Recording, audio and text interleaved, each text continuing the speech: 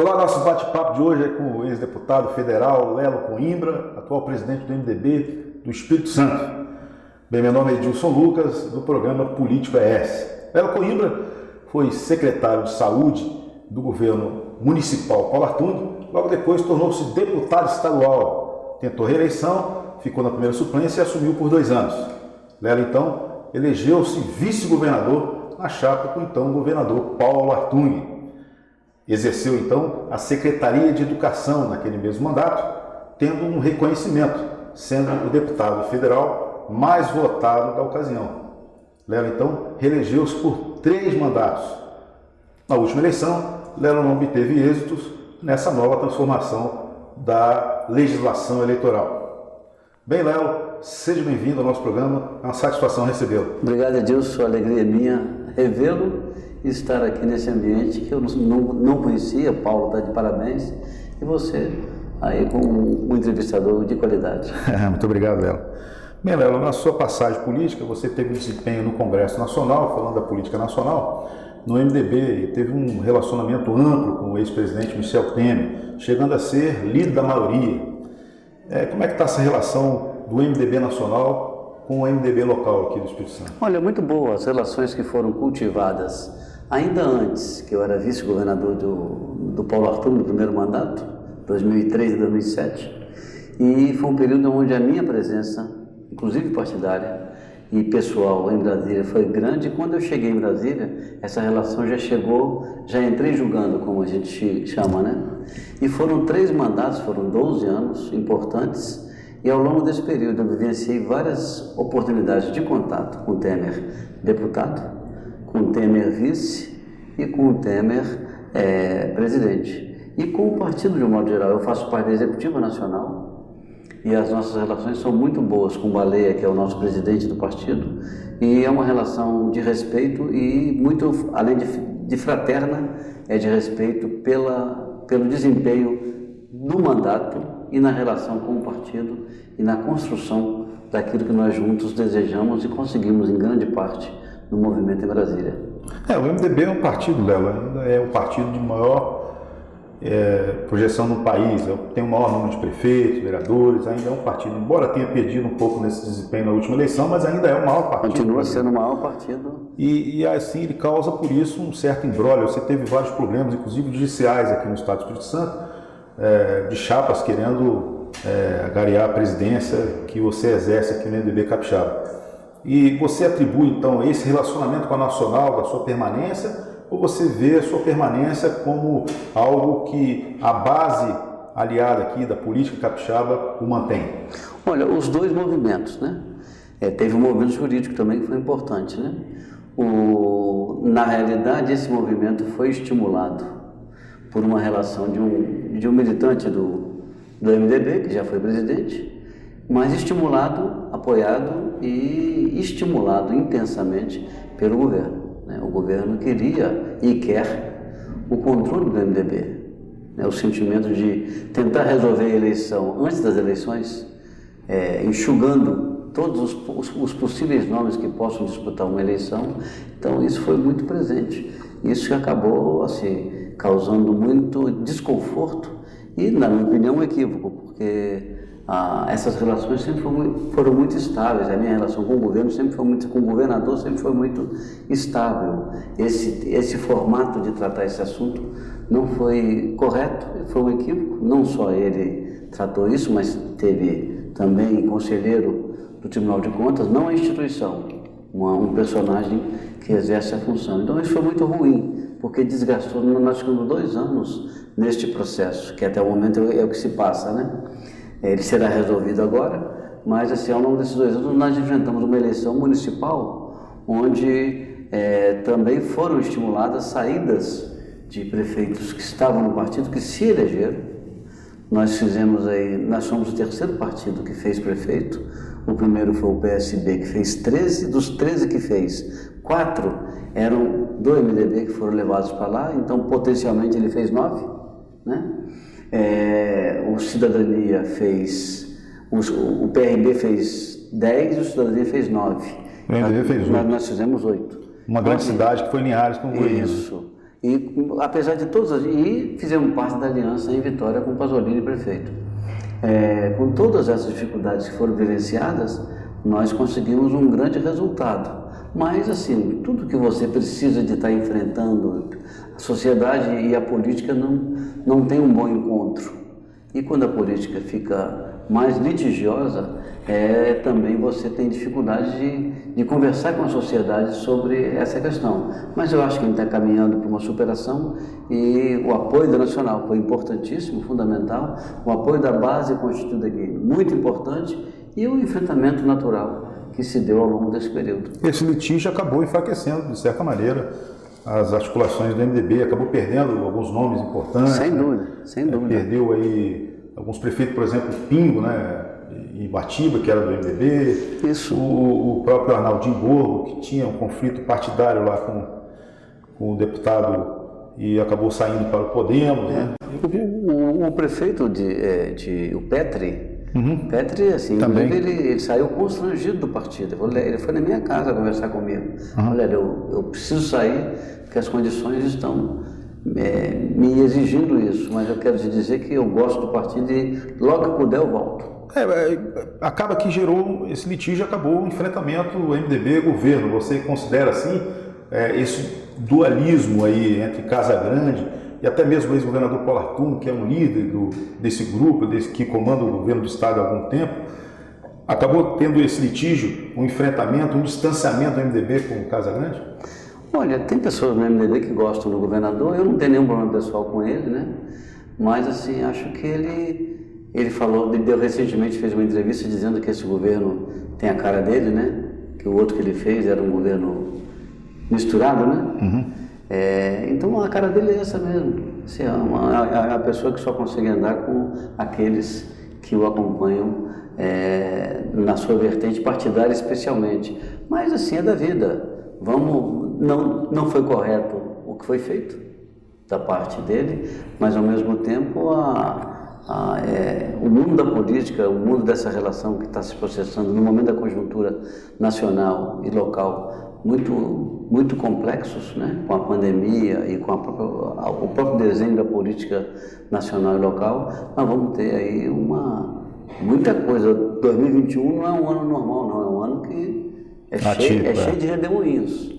Cheio de redemoinhos. Você foi candidato a prefeito de Vitória, a primeira vez que você tentou uma campanha majoritária e depois acabou apoiando o segundo turno o ex-prefeito Luciano Rezende. E nessa eleição você contrapôs com o delegado Pasolini, né? Acabou o MDB coligando na proporcional e dando apoio ao atual prefeito de Vitória. O Partido Republicano parece ser uma nova força política, você entende assim? Uma terceira via fora Paulo Artung e Casa Grande, surgindo uma nova frente política com Pasolini, com o que se denomina no mercado a Frente Assembleia Legislativa. Você consegue ver essa nova... O republicano tem crescido muito até a nível de Estado. Você consegue ver esse novo crescimento, esse novo ativo político? Olha, eu acho que o PRB fez um bom trabalho, fez o que a gente chama de dever de casa, né? Tinha uma estrutura de apoio importante para poder gerenciar e conseguiu, né? Fez atrações importantes nas eleições municipais e, assim, faz um bom trabalho. Eu acho que ele é um partido que está bem instalado. É uma força que pode crescer no Estado, né? Vai depender agora de continuidade dos acertos, né? E de bons passos no caminho. Eles estão prontos para darem bons passos. O MDB lança candidato, Guerino Zanon de Linhares é uma grande força política, começa a se titular a ser candidato a governador, a majoritária, ou o MDB continua em apoio a outro candidato? Olha, o MDB teve, no período do Paulo Artung, que se elegeu no primeiro mandato por outro partido, né? A legislação à época permitia, né? Nós estávamos no mesmo partido, inclusive a legislação permitia isso. Depois ele se elegeu no MDB, nas suas duas outras eleições, né? E o MDB tem um quadro histórico preparado, que é o Guerino Zanon. Guerino foi deputado estadual, Guerino foi secretário de Estado, foi presidente da Assembleia e prefeito pelo 5º mandato. E neste mandato agora, no 5º, ele se elegeu com 65% de aprovação. Foi bem avaliado, né? Muito bem avaliado. Quer dizer, 5 mandatos são 20 anos fazendo a gestão municipal, o que para muitos gera fadiga, não é isso? Exato. E para ele não, para ele gerou robustez e... Então assim... Está consolidado no norte do estado. Ele está animado, ele está conversando com as pessoas, ele está... O primeiro grande passo para quem quer assumir uma tarefa dessa é desejar. O segundo é conversar com as pessoas, porque não é um movimento solitário. Conversar com aqueles que fazem opinião, aqueles que cuidam da vida econômica, da vida social, da vida trabalhista, do mundo de modo geral, do mundo que te cerca. Você pegar os referenciais, conversar, ele está fazendo isso, tá certo? E o partido tem nele uma referência porque ele é MDB e PMDB desde quando começou a sua vida pública. E acho que nós temos um nome capaz de fazer uma boa presença e, se possível, com a pré-candidatura e uma boa candidatura, com uma boa aliança, poder ter aí uma oportunidade de governar o Espírito Santo. Perfeitamente. O senhor vê, com a sua proximidade, inclusive foi vice-governador do Paulo Artung, um retorno possível do Paulo Artung ao quadro do MDB? Você vê possibilidade de ele ser candidato novamente? Com a sua proximidade você consegue analisar? Olha, independente de candidatura ou não, eu acho que o retorno dele ao MDB fortaleceria muito o MDB pela sua história e pela sua presença nacional neste momento. O Paulo está com uma presença nacional importante, né? Tem sido chamado, ontem eu participei inclusive de uma live sobre um livro que foi lançado a semana passada, que é Legado da Pandemia. São 5 tópicos, interessantíssimo, organizado pelo INSPER, através do Marcos Lisboa, que é um economista importante, e o debate mostra na economia, na saúde, no SUS, na comunicação, o que o aprendizado desse 2020 com a pandemia nos traz. Vale a pena lê-lo. E assim, ele estava lá como debatedor, como já vi em outros momentos, então ele está num ambiente nacional importante e presente. Então acho que ele começa a consolidar nacionalmente. A visibilidade nacional dele está muito boa, independente de governar, né? E embora ele já tivesse o ativo do governo. Mas ao mesmo tempo, eu não o vejo com desejo, e ele já falou isso antes, de participar como candidato nas eleições do Espírito Santo. Mas eu percebo que assim, o envolvimento dele, a atenção dele quanto à política do Espírito Santo está muito presente. Agora falando mais um pouco do Lelo Coimbra, está animado aí para 2022? Retorna a sua candidatura? Procura um mandato eletivo novamente? Quais são os projetos? Eu sou um otimista incorrigível. Né? Eu sempre fui aguerrido. Em todos os momentos que eu tive de movimentação na vida pública, com mandato ou sem mandato, né? Eu, na última eleição, eu fiquei entre os 10 mais votados. A aliança que foi feita acabou não permitindo que por 1.700 votos... foi o que eu citei, a questão de legislações... eu estivesse com mandato e, assim, eu me sinto com aquela memória e aquelas relações bem estabelecidas num ambiente novo que nós vamos estar avaliando. Então, o que eu faço? Eu desejo retornar à vida pública eletiva e me preparo para, em 2022, tomar essa decisão de maneira mais clara com os instrumentos que lá estiverem claros. Até porque tem uma legislação que será alterada. O presidente novo da Câmara constituiu 2 comissões para avaliar a questão das eleições. Vai estar em discussão cláusula de barreira, vai estar em discussão coligação ou não, proíbe como é proibido ou reverte isso. A outra questão envolve aí, tem um debate importante que envolve a possibilidade do voto distritão, que é uma decisão complexa, mas o movimento que está montado permite isso. Nós percebemos que o novo presidente da Câmara tem se movimentado para uma reforma política. Até, Léo, eu queria pontuar com você que essas reformas são constantes assim, no país, e acaba que o eleitorado acaba não conhecendo a regra do jogo e acontece fatos eleitorais como aconteceu na eleição passada, que você acabou ficando de fora sendo os 10 mais votados. Porque às vezes a pessoa não sabe votar, que votando no candidato tal pode tirar a eleição do Y. Né? E você acha que essas reformas eleitorais que está para surgir novamente tende a melhorar o conhecimento do eleitor?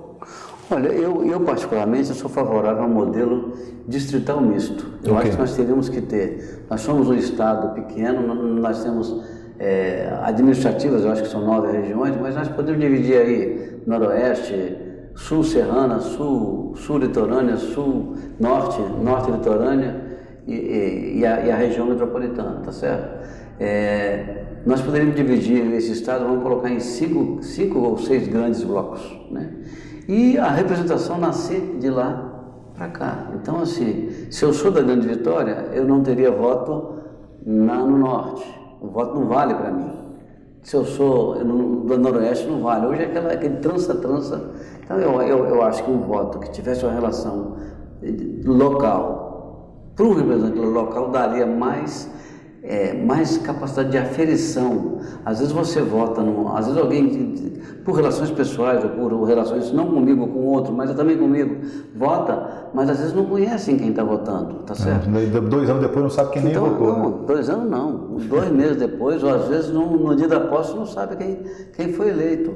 Então, assim, essa relação com o voto não é uma relação que está apropriada do ponto de vista do eleitor. Isso precisa modificar. As legislações que estão sendo feitas e que vêm sendo feitas, elas servem muito para quem está na política. Mas a confusão da parte do eleitor continua. É preciso dar uma revisada nisso de maneira clara, né? É verdade. Bem, Lelo, você pontua aí que aguarda as movimentações para os próximos anos para decidir o seu caminho eletivo, né? A gente faz voto para que você retorne e possa nos representar no Congresso Nacional novamente.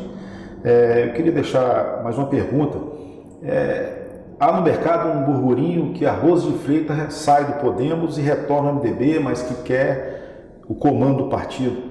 Existe? Isso é fato ou é apenas burburinho? Olha, a Rose é uma pessoa que tem uma história de militância como estadual, como federal, né? É importante, ela tem serviço prestado para o Estado. Ela saiu do partido à época de abril de 2018, porque havia uma expectativa do Paulo Artung ser candidato e ela no MDB não poderia ser, ela desejava ser candidata. Não teria espaço. Então ela foi para o Podemos, convidamos ela várias vezes para retornar e essas discussões serão fruto da nossa conversa, de nossa relação com a Nacional, com ela, que é bem-vinda. E vamos conversar aí como é que a gente organiza esses passos a seguir, como é que ela está pensando o desenrolar da ação dela num espaço partidário, né? Como é que ela pode contribuir, mas ela é bem-vinda e nós vamos estar trabalhando... Já está sendo costurado. Uma forma de ajustar essa relação. Então a vinda da Rose é uma coisa bem plausível. É bem plausível e ela é bem-vinda, ela tem história no partido e tem história de mandato, que é positivo. Perfeitamente, Léo. Queria agradecer a sua presença aqui conosco e desejar futuro próspero para a sua longa caminhada política. Eu espero que a gente possa estar juntos em quaisquer circunstâncias, né? Acho que o interesse que nos move, nos une, o interesse do Estado e da vida, do papel que a gente pode cumprir aí na comunicação, ou no espaço de gestão, ou no espaço de mandato, ele é muito importante para todos nós. Você também faz parte dessa cena. Muito obrigado, foi um prazer tê-lo aqui conosco. E próxima oportunidade quero recebê-lo novamente. Com certeza. Muito obrigado.